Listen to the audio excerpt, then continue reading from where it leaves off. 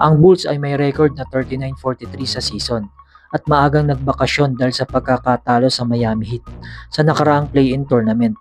Kaya naman ang Bulls ngayon ay maagang nagpapakita ng interes kay Jonathan Kuminga ng Warriors.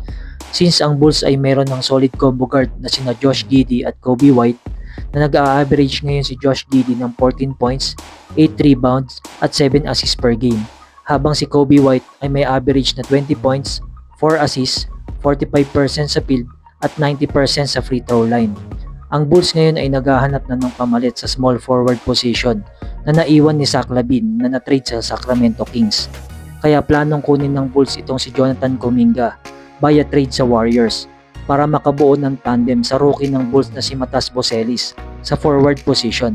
Dahil si Kuminga ay 22 years old pa lang at pwede pang ma-develop para maging complete player at maisama kina Josh Giddey at Kobe White para makabuo ang Bulls ng young core na magamit sa mahabang taon.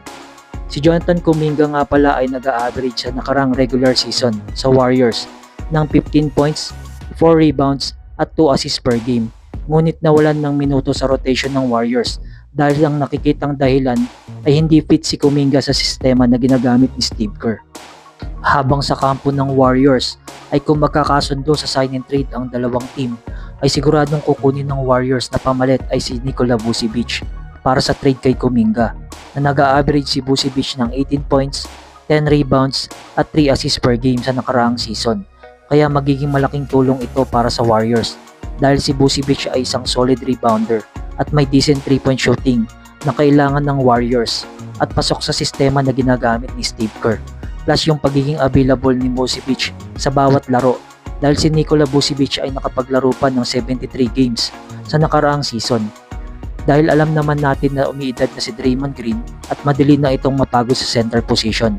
Kaya naman magandang pumalit si Vucevic bilang primary center lalo na sa haba ng regular season.